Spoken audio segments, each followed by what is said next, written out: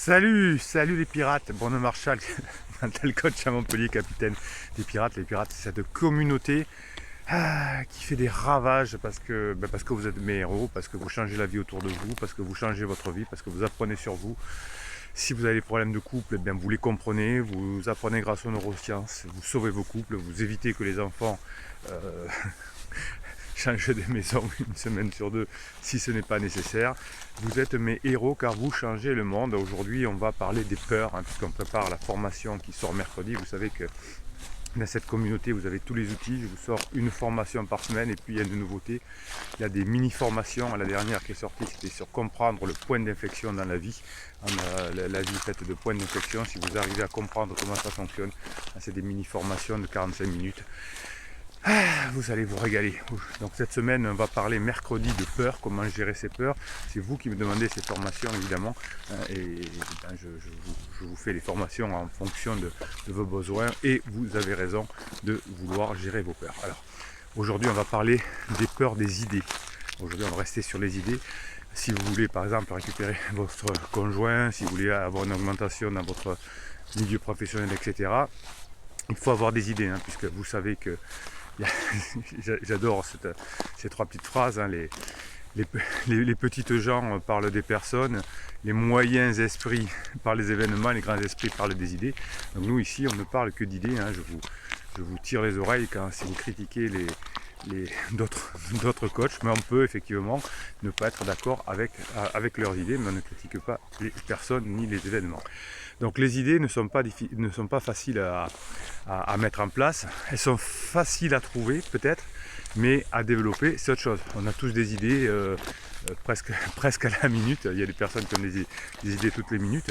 Ça c'est facile, mais l'idée c'est plutôt ensuite de les développer. Trouver une bonne idée, ça doit être votre obsession pour améliorer les relations. Pour améliorer d'abord votre comportement, pour améliorer celui ou celle que vous êtes, pour devenir la meilleure version de vous-même.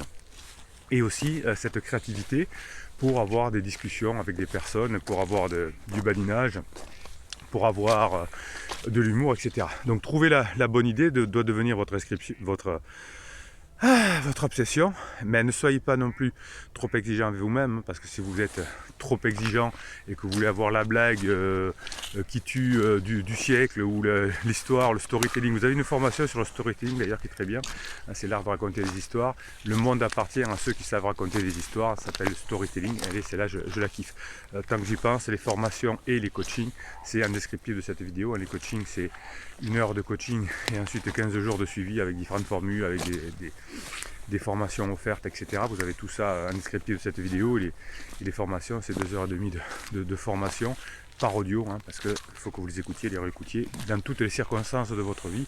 Tout ça, c'est un descriptif de cette vidéo. Vous êtes des créatifs par nature. L'imagination est constructive.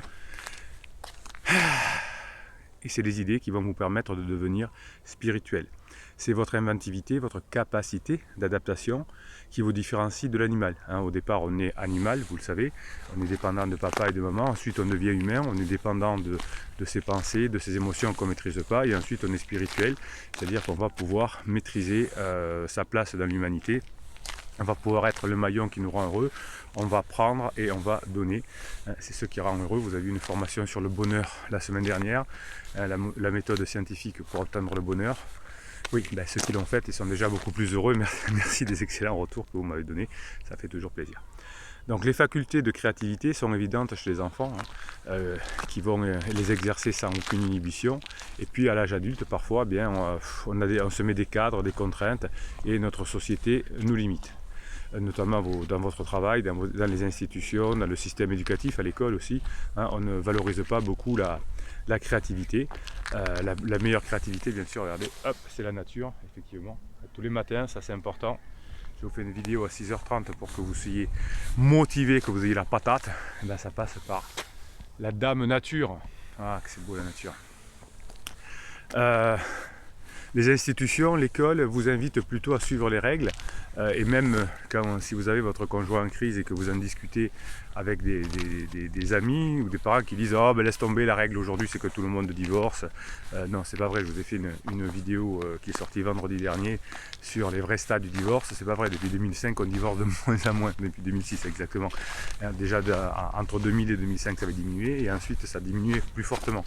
Non, donc on s'invente des règles qui ne sont pas justes, ce qui nous empêche de créer, on a la peur de créer. Donc si vous fonctionnez comme ça avec le statu quo de la société, de l'institution, vous n'arrivez pas à avancer puisque la société, vos amis, etc.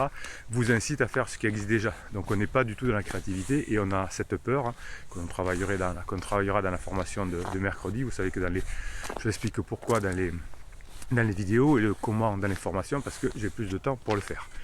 Donc là, les personnes qui vont vous donner des conseils souvent vont vous inviter à suivre les règles établies, de poursuivre le statu quo sans vous poser beaucoup de questions. Il y a quelques années, c'était t'es marié et tu restes marié. Aujourd'hui, on a plusieurs vies, il y a du désamour, enfin des bêtises comme ça, qui n'ont aucun fondement, mais qu'on continue à colporter. Donc la société encourage plus la consommation de produits, de divertissement, que la créativité. Nous les pirates, on travaille sur notre créativité, et c'est cette créativité qui va vous permettre de vous désinstaller du quotidien confortable, entre guillemets, c'est-à-dire la routine, et puisque l'être humain a besoin à la fois d'aventure et de sécurité, et bien si on ne crée pas, on ne va être que dans la sécurité. Et si vous créez aussi de temps en temps, vous allez être dans l'aventure. Et votre conjoint qui est en crise, dans la phase d'alarme, a besoin que d'aventure. Et donc vous allez avoir les deux, vous n'allez pas séparer l'aventure et la sécurité, mais un être humain a besoin des deux. Le principal frein, la principale peur que vous avez à votre créativité, c'est votre tendance finalement à l'autocensure. J'y arriverai pas, j'ai pas le moral en ce moment, mon mari m'a dit que, le déclaratif de ma femme m'a dit que. Donc ça c'est des autocensures que vous allez vous mettre et cette peur de l'échec, cette peur du regard des autres, cette peur du rejet va vous pousser à rejeter toute idée qui vous paraît flou, qui vous paraît saugrenue. Des fois vous dites mais vous êtes sûr et ça va marcher et quel est le pourcentage de... Donc là ça veut dire que vous avez peur et vous avez besoin de prendre la formation de mercredi. Elle arrive, ne vous inquiétez pas. Donc si vous avez la peur d'être rejeté par exemple, vous allez rejeter même les idées qui vous paraissent floues, saugrenues, etc. Et vous n'allez pas prendre de risques. La part d'aventure qu'on a en soi, c'est prendre des risques. Prendre un maximum de risques, c'est l'aventure, et la sécurité, c'est prendre des risques mesurés. Vous avez des intuitions. Eh bien l'intuition, elle doit être travaillée. Une fois qu'on a l'idée, ensuite, on va la sécuriser. On va dire dans cette idée, qu'est-ce qui est bon, qu'est-ce qui n'est pas bon, comment je peux faire. Et si j'arrive à sécuriser mes idées, eh bien il y a des chances que, comme la nature, je fasse des choses extraordinaires. Voilà. La nature. Allez. Donc finalement, il n'est pas difficile d'avoir des milliers d'idées. Il suffit de laisser un peu libre cours à son imagination, laisser le cerveau faire des connexions dans plein de concepts, effectivement. Mais véritablement, une fois qu'on a eu nos idées, eh bien tout commence là. Déjà, on va faire péter les barrières, on va enlever les barrières que l'on se met, évidemment, et on va faire du tri sur les idées qui ne sont pas bonnes, et ensuite on va élaborer des solutions. Les solutions, elles vont venir qu'après. Mais il va falloir transformer nos idées en solutions, en tentatives. Vous avez tenté des choses, peut-être que votre blague ne sera pas bonne aujourd'hui, peut-être que votre badinage ne sera pas bon, peut-être que votre storytelling ne sera pas bon. Ben c'est pas grave, vous aurez progressé. L'idée c'est que chaque jour vous soyez mieux que hier. Puisque vous savez que vous retrouverez votre conjoint s'il voit que vous avez changé, si vous passez des bons moments ensemble. Il n'y a que ça à faire. Il faut du temps, mais il n'y a que ça à faire. Donc le principal à ce stade va être ensuite, sans brûler les étapes, bien évidemment, à éliminer des idées qui ne sont pas bonnes et à garder et à travailler les idées qui seront bonnes. Donc n'oubliez, il y a des idées qui vont vous paraître bonnes au départ mais qui ne le seront pas après. Et puis des idées dont vous allez avoir peur au départ qui vont devenir bonnes. Donc vous êtes des pirates, je vous kiffe grave. Et si je vous kiffe grave, c'est parce que vous avez des idées que vous mettez en place. Les moments que vous préférez dans ces vidéos, c'est maintenant. Vous allez avoir la réponse à des commentaires que vous me mettez, pirates adorés, sous les vidéos. La communauté de pirates s'exprime sous les vidéos, vous vous encouragez entre vous. Et la communauté de pirates aussi participe en créant des mèmes, des images avec des photos que je mets sur notre canal Telegram, sur votre canal Telegram, qui s'appelle Canal Bruno Marchal. c'est le canal des pirates, c'est bizarre comme idée, le canal Point de Marshall. Et ben, ça vous donne la patate le matin. Donc je vous donne quelques mèmes à la fin de ces vidéos. Et ensuite je vous lirai quelques commentaires. Et bien sûr, comme je réponds aux commentaires la journée, je réponds aussi en vidéo. Allez, rien n'est jamais fini, il suffit d'un peu de bonheur pour que tout recommence. Oui, oui, c'est des cycles, hein, c'est des cycles dans la mini-formation express sur le point d'inflexion, enfin mini-formation c'est quand même 45 minutes, je vous explique effectivement que tout sont des cycles et que si on sait repérer les points d'inflexion, on va comprendre comment fonctionne la vie et ça c'est absolument génial. Sympathie, compassion, empathie, quelle différence? Alors il y a la sympathie, c'est quelqu'un qui est tombé dans un trou, dans le même. La sympathie, c'est je saute dans le trou, j'arrive. La compassion, c'est courage, je suis avec toi mon pauvre. Et l'empathie, c'est j'attrape. Alors vous voyez que souvent les conjoints en crise, effectivement, n'ont aucun des deux. C'est-à-dire qu'ils ne vont pas sauter dans le trou avec vous si vous n'êtes pas bien. Ils ne vont pas vous dire « Oh, je te fais du mal, je suis désolé, je comprends ». Et il ne va surtout pas vous donner une corde pour vous aider, peut-être une corde pour vous pendre. Donc vous voyez qu'effectivement, les personnes en crise, c'est des personnes des moments difficiles dans notre vie. Je vous ai fait une vidéo samedi à midi là, qui va vous expliquer un témoignage d'un pirate qui a été en crise, une pirate qui a été en crise. C'était merveilleux cette vidéo, je l'adore.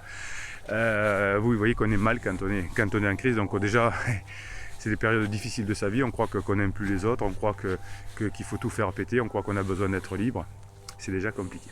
Mon sourire et ma bonne humeur ne signifient pas une vie parfaite, c'est un symbole d'espoir et de force. Oui, c'est en commençant par travailler sur son bonheur, par souriant, en se mettant de bonne humeur, en faisant la formation sur le bonheur, effectivement, qu'ensuite on va être heureux. Hein, on n'attend pas d'être heureux par les événements, on bosse sur soi et c'est ça qui nous rend heureux. Hop, ça c'est rigolo.